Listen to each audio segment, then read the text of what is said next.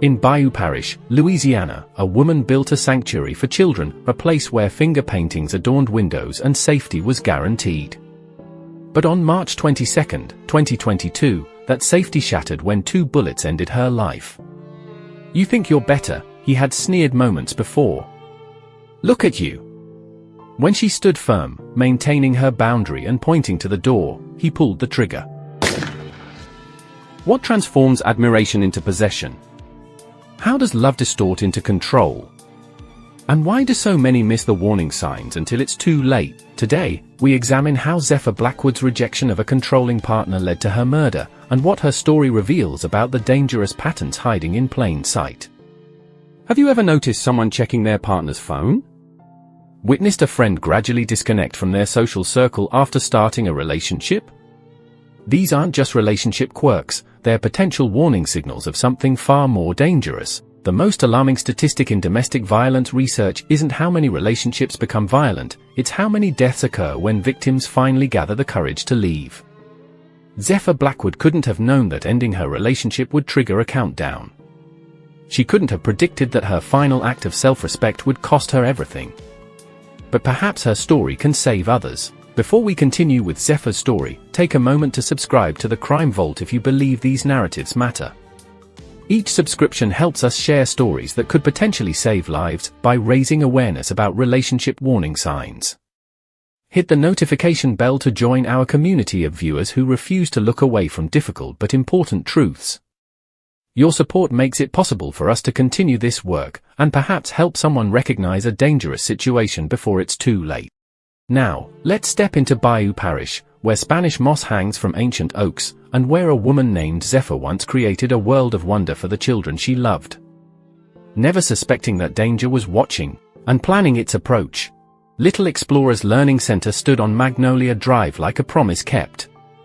The single-story building with its cheerful blue door and butterfly garden represented everything Zephyr Blackwood had worked toward since childhood. "Miss Zephyr knew what my son needed before he could even tell me," said Marianne Thibodeau, whose child attended the center for 3 years. She had this gift for seeing the person each child could become. Born in 1988 to working-class parents, Zephyr Daisy Blackwood showed an exceptional ability to connect with children from her earliest years. Her mother Dorothea worked double shifts at Bayou Parish Hospital while her father Leroy maintained the courthouse grounds. Despite modest means, they created a home rich in affection and values. Even at 5 or 6, Zephyr organized all the neighborhood kids, her childhood friend Talia Russo recalled during the investigation. She'd have them building fairy houses or creating art projects. There was always structure, always this sense that she was watching out for everyone. Throughout high school, Zephyr volunteered at the public library's reading hour and babysat for numerous families. Her senior yearbook predicted she would run the best preschool in Louisiana someday. A prophecy fulfilled through determination and sacrifice. After earning her associate's degree in early childhood education from Bayou Parish Community College, Zephyr worked at 3 different childcare facilities, developing her educational philosophy and approach. She kept detailed journals about each child, said Lourdes Martinez, a former colleague. Not just academic progress, but their fears, favorite stories, how they responded to different teaching methods. This wasn't just employment to her, it was her purpose. At 29, after years of saving and working weekend jobs, Zephyr secured a small business loan and purchased a foreclosed property on Magnolia Drive, a former doctor's office requiring substantial renovation. She painted those walls herself, her father later recalled, emotion evident in his voice. "I'd tell her to rest, but she'd just say, 'Daddy, every detail matters.'" Little Explorers opened with just 5 children enrolled. Within 18 months, Zephyr had a waiting list of 30 families and had hired 2 assistants. Her innovative approach, combining nature-based learning with community involvement, became a model that other local centers began to emulate. The daily rhythm at Little Explorers reflected Zephyr's educational philosophy. Mornings began with circle time, where children shared thoughts and set intentions for the day. Afternoons featured exploration stations where kids rotated through art, science, reading, and sensory activities. Fridays meant community visitors, from firefighters to farmers, connecting children to the world beyond their classroom. She created this magical balance, explained Delia Winston, Zephyr's assistant and closest friend. Parents throughout Bayou Parish spoke of the transformation they witnessed in their children. Shy kids blossomed. Struggling learners found their confidence. Children with behavioral challenges developed self-regulation. My daughter had been asked to leave 2 other daycares, one father testified. Zephyr was the only one who saw past the behavior to the anxiety underneath. 6 weeks later, we had a different child. The waiting list for Little Explorers grew so long that Zephyr began offering evening workshops for parents and other childcare providers, sharing her methods freely. By 2021, Zephyr had established herself as a cornerstone of the community. At 33, she had achieved her professional dreams through relentless work and genuine passion. Her calendar was filled with childcare conferences, community events, and expansion plans for Little Explorers. What remained unfulfilled was her personal life. Between building her business and caring for other people's children, Zephyr had little time for dating. Her last relationship had ended 2 years earlier, and friends noticed her occasional loneliness. As spring arrived in Bayou Parish in 2021, Zephyr Blackwood stood at the height of her professional success. Little Explorers was thriving. Her reputation was impeccable. Her future seemed secure. None of her friends, family, or the parents who trusted her with their children could have predicted that within 1 year, everything Zephyr had built would become the target of a man who couldn't bear her rejection. Rain drummed against the pavement as Zephyr hosted a community safety fair in the parking lot of Little Explorers on April 13, 2021. Parents and children huddled under tents, watching demonstrations from local firefighters and police officers. Quillen Reed arrived at 10:30 a.m., clipboard in hand, to install internet service for the event.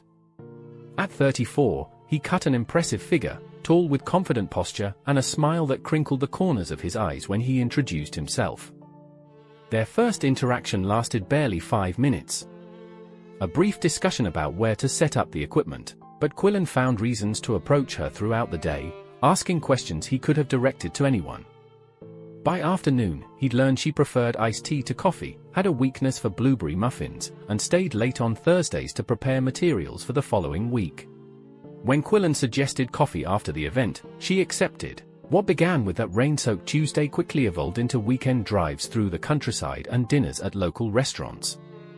Quillen presented himself as successful, ambitious, and deeply supportive of Zephyr's career, qualities that seemed perfect to a woman who had dedicated her life to building something meaningful. He talked about his telecommunications business expanding into 3 parishes, recalled Winifred, Zephyr's cousin. He mentioned contracts with government offices, plans to hire more staff. Everything sounded legitimate. None of it was true. Court records would later reveal that Quillen Reed had left a trail of destruction across 3 states. In Mississippi, an outstanding warrant for unpaid child support. In Texas, a dismissed assault charge when the witness became uncooperative. In Alabama, 2 domestic violence complaints that never reached trial.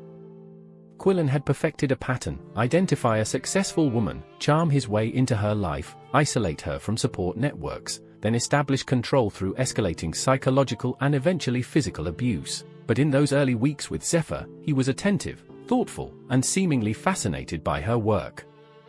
He brought lunch to her office, remembered details about her childhood she'd mentioned in passing, and listened intently when she discussed her educational philosophy. Quillen's integration into Zephyr's life happened with calculated precision. By week 3, he had met her parents at Sunday dinner. By week 5, he had keys to her house in case of emergency.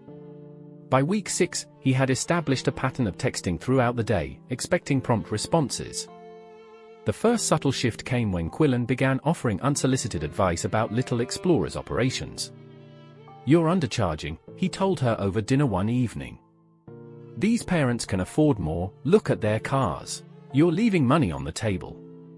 When Zephyr explained her pricing philosophy, making quality education accessible to families across income levels, Quillen nodded, but returned to the topic repeatedly in subsequent conversations. This pattern extended to other aspects of her business, her hiring practices, why employ Delia when someone with more experience might be available, her curriculum, isn't all this nature stuff a bit soft, and eventually, her appearance, that outfit doesn't really say professional director, does it?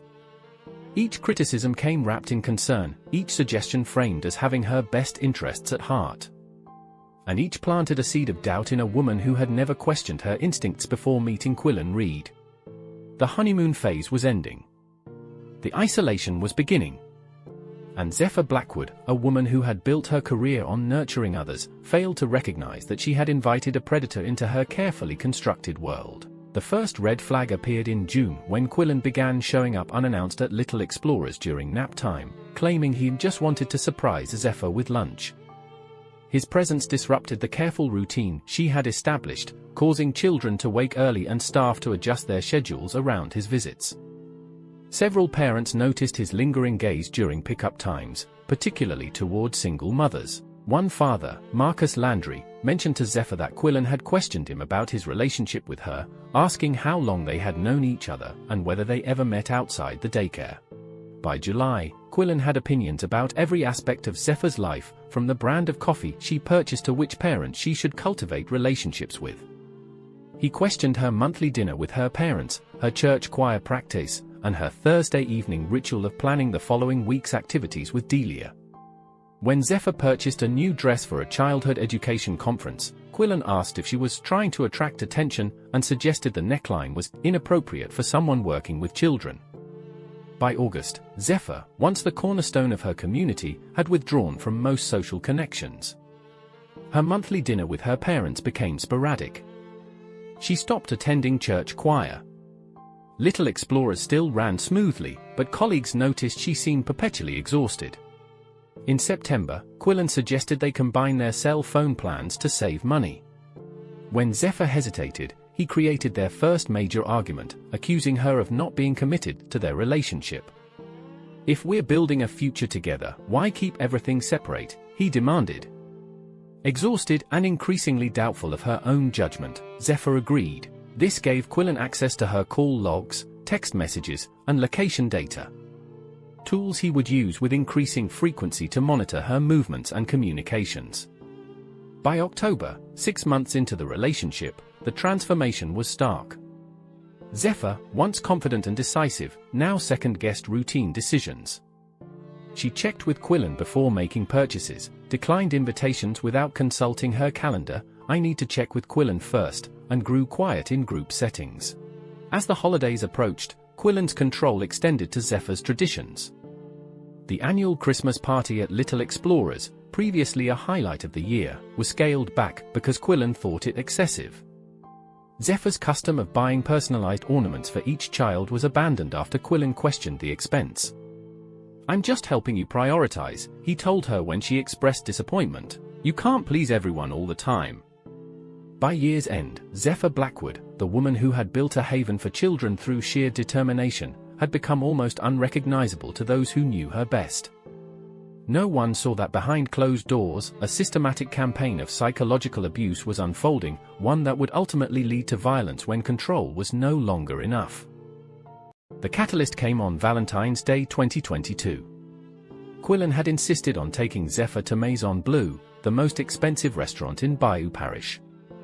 He ordered champagne before she arrived, telling the waiter they were celebrating our future together. Zephyr arrived 15 minutes late after helping a parent whose car wouldn't start in the daycare parking lot.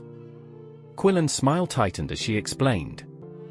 Throughout the appetizer course, Quillen dominated the conversation, discussing his latest business venture while Zephyr nodded. When their server, a young man named James, complimented Zephyr's earrings, Quillen's demeanor shifted instantly. "Those were a gift from me," he interrupted, placing his hand over Zephyr's on the table. Special occasion jewelry. The earrings had actually been a Christmas gift from her parents, but Zephyr remained silent. When James asked if they needed anything else and briefly made eye contact with Zephyr, Quillen's expression darkened. "We're fine," he said curtly. "Actually, I think we need a different server." The restaurant manager approached their table, asking quietly if everything was satisfactory. Quillen's voice rose as he accused James of inappropriate behavior and disrespecting our special night. Other diners turned to watch. Zephyr's face flushed with embarrassment. "Sir, I'm going to have to ask you to lower your voice," the manager said firmly. "We're leaving anyway," Quillen announced, throwing cash on the table. The service here is unacceptable. Later that night, after an icy drive home and Quillen's eventual departure to his own apartment, she sat on her bathroom floor and called her sister Meadow for the first time in weeks. "I don't recognize my life anymore," she whispered, afraid Quillen might return unexpectedly. "This isn't who I am." Meadow listened as Zephyr described the restaurant incident, then asked gently, "Is this the first time he's hurt you?" "Physically, yes," Zephyr admitted. "But emotionally?" "It's been happening for months. I just didn't want to see it." The following morning, Zephyr contacted a domestic violence resource center and spoke with a counselor named Teresa. Together, they began creating what experts call a safety plan. Over the next 2 weeks, Zephyr took methodical steps toward freedom. She documented Quillen's behavior in a password-protected document stored in her cloud account. She began setting aside emergency cash, hidden in a hollowed-out children's book at Little Explorers. She changed the security codes at the daycare without telling Quillen. She confided in Delia and her parents, creating a support network for what would come next. She researched the legal requirements for a restraining order. On February 28, with her safety plan in place, Zephyr asked Quillen to meet her at a coffee shop, a public location she had chosen strategically based on Teresa's advice. "I've been doing a lot of thinking," Zephyr began, her hand steady around her mug. "This relationship isn't working for me anymore." Quillen's expression remained neutral. "What are you saying exactly?" "I'm saying it's over," Zephyr stated clearly. "I deserve better than this. We need to go our separate ways." Rather than arguing or pleading, Quillen simply smiled and said, "We'll see about that." He walked out, leaving his coffee untouched. Zephyr exhaled slowly, feeling both relief and dread. The hardest part was done, but something in Quillen's calm response told her this was just the beginning. What followed was a textbook case of separation violence, the most dangerous period in abusive relationships. Quillen began a campaign of harassment that experts would later describe as stalking with intent to intimidate. The digital barrage came first. Within hours of their coffee shop conversation, Quillen sent 27 text messages. When Zephyr blocked his number, he created new email accounts with increasingly disturbing subject lines. Each message violated the emotional boundaries Zephyr had just established. Each forced her to engage with him, even if only by deleting the message. When she blocked those email addresses, Quillen shifted tactics. He began appearing in places she frequented, her grocery store, her church, the coffee shop where she graded papers. He never approached her directly, maintaining just enough distance to avoid legal consequences, while ensuring she saw him watching. By mid-March, Quillen had escalated to targeting Little Explorers directly. Anonymous complaints to the state licensing board forced Zephyr to defend her operations 3 times in 1 month.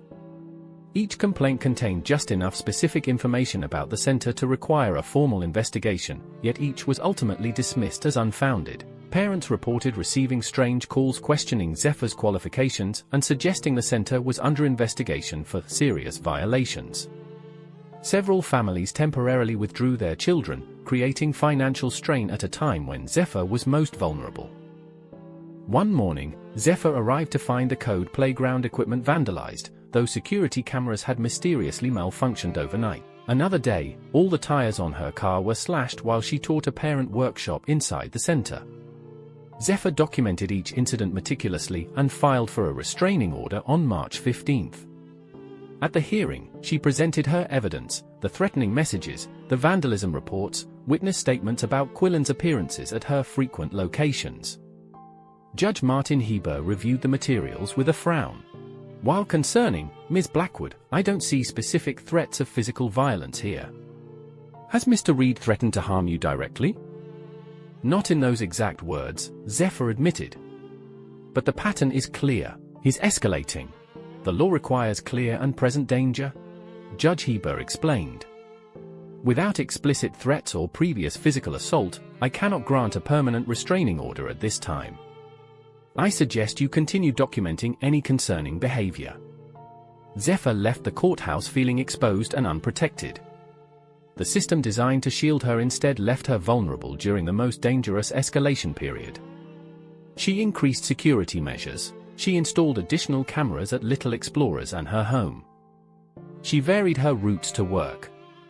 She asked friends to check in at specific times and established code words to signal distress. For a week, these precautions seemed effective. Quillen's digital messages continued but became less frequent. No new vandalism occurred. No additional parent complaints emerged. That night, Zephyr wrote in her journal for the first time in months, "I feel like I'm emerging from a fog. How did I let things go so far? How did I not see what was happening? The woman I was 6 months ago would never have tolerated his behavior. I need to become her again, stronger, clearer, braver." She closed the journal and placed it on her nightstand, unaware that these would be the last words she would ever write. Unaware that Quillen Reed had already decided that if he couldn't control Zephyr Blackwood, no one would have her at all. March 22nd began like any other Wednesday at Little Explorers. Children arrived bundled against the spring chill, parents chatted during drop-off, and Zephyr moved through the morning routine with renewed energy. The butterfly release project, planned weeks in advance, had everyone excited. Security footage from Little Explorers shows a normal day unfolding. At 3:15 p.m., parents began arriving for pickup. At 4:30 p.m., the last child departed. At 5:05 p.m., Delia left after helping clean up the butterfly celebration. The camera captured Zephyr locking up at 5:17 p.m. She stopped briefly at Bio Market for groceries, then arrived home at 6:05 p.m., her arms full of shopping bags. What Zephyr couldn't have known, Quillen's black sedan was already parked around the corner from her house. He had been waiting for over an hour. Mrs. Augusta Townsend, who lived next door, later told police she saw Zephyr enter her house alone.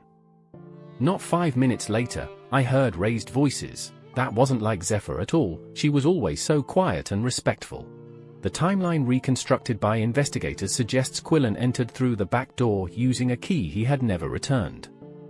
He confronted Zephyr in her kitchen as she unpacked groceries. Mrs. Townsend reported hearing a male voice shouting, "You think you can just leave me?" Then Zephyr's clear, steady response, "I deserve better than this. You need to leave now." What happened next was pieced together from forensic evidence and Quillen's subsequent confession. When verbal intimidation failed to break Zephyr's resolve, he escalated to the ultimate form of control. "You think you're better," he sneered. "Look at you." When even this failed to provoke the reaction he wanted, when Zephyr maintained her boundary and pointed to the door, Quillen pulled out a handgun he had purchased illegally 3 weeks earlier. 2 shots were fired at close range. Both struck Zephyr in the chest. She collapsed in the entryway of her home, just steps from the kitchen where grocery bags still sat unpacked on the counter. Mrs. Townsend called 911 immediately. Officers Ramirez and Jackson arrived within 4 minutes of the call. They found the front door ajar and announced their presence before entering with weapons drawn. In the living room, they discovered Quillen Reed sitting calmly on Zephyr's couch, the gun on the coffee table before him. "She's in there," he said, nodding toward the entryway. "I showed her. She didn't give me a choice." Officer Ramirez secured Quillen while Officer Jackson checked on Zephyr. Medical examiner reports would later confirm she died instantly from the first shot, which pierced her heart. The house Zephyr had worked so hard to create became a crime scene. Yellow tape surrounded the property as neighbors gathered in shocked clusters on the street. News crews arrived as word spread through Bayou Parish that Miss Zephyr, beloved by so many children, was gone. Inside, investigators documented the scene meticulously. They photographed the spilled groceries. They collected the shell casings. They bagged the gun that had ended a life built on nurturing others. On Zephyr's refrigerator, a calendar showed upcoming events at Little Explorers: Parent Night, April 3rd, and Field Trip to Butterfly Garden, April 15th. On her desk, a half-written newsletter described the day's butterfly release, ending mid-sentence, "The children's faces lit up as the monarchs took flight, a perfect metaphor for how we hope our little ones will one day." In the master bedroom, a suitcase lay open on the bed, partially packed with summer clothes. A printed email confirmation revealed plans for a teachers' conference in New Orleans the following weekend, Zephyr's first professional trip since meeting Quillen. She had been reclaiming her life piece by piece. She had been emerging from her own chrysalis, ready to fly. Instead, she became another statistic, one of the thousands of women killed each year by current or former intimate partners. Zephyr Blackwood's murder sent shockwaves through Bayou Parish. The morning after her death, parents gathered outside Little Explorers, creating a memorial of flowers, stuffed animals, and handwritten notes.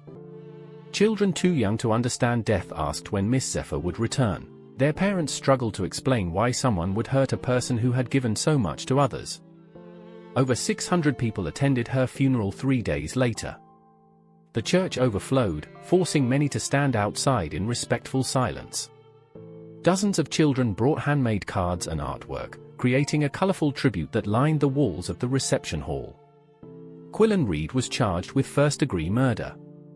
During his arraignment, he showed no remorse, telling the judge, "She pushed me to this."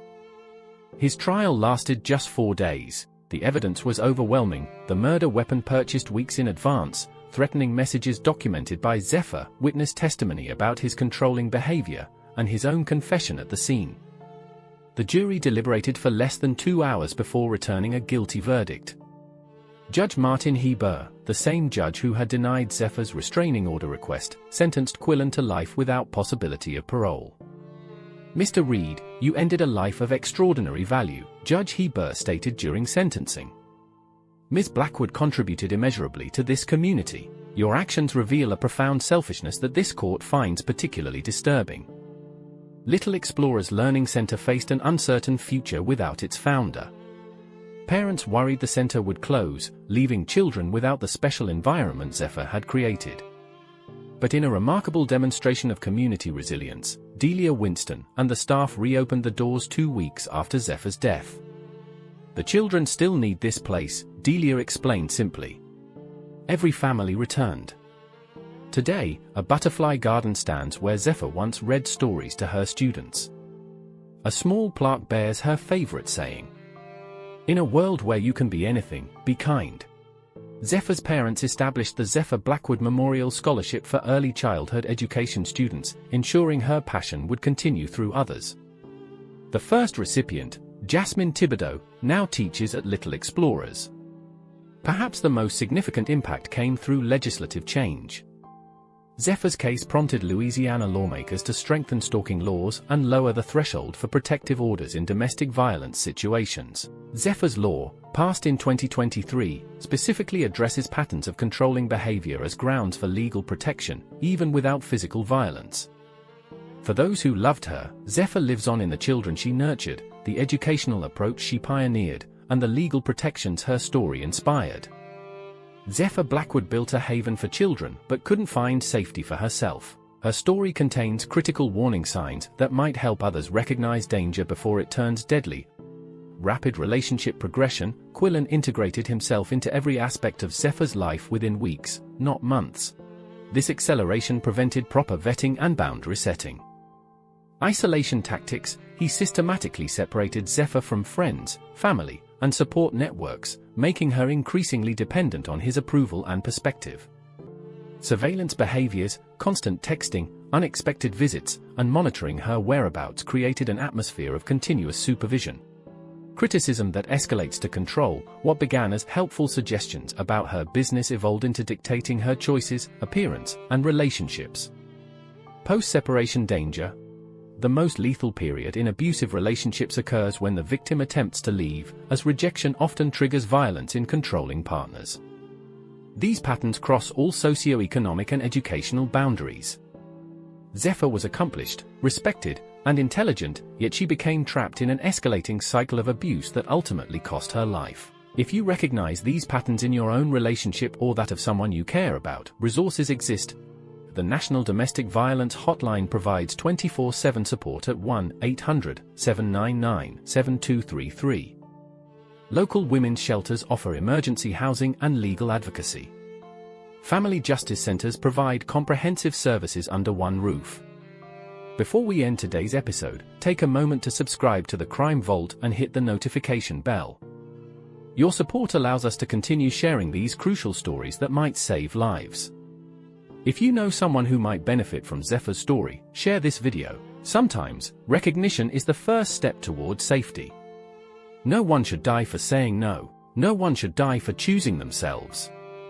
But in that moment on March 22nd, that's exactly what happened to Zephyr Blackwood. Her legacy lives on, not just in the children she nurtured or the laws that bear her name, but in every person who recognizes these warning signs and finds the courage to seek help before it's too late. What relationship behaviors have you normalized that might actually be warning signs? The answer could be more important than you realize. This has been the Crime Vault. Until next time, stay aware, stay safe, and remember, knowledge saves lives.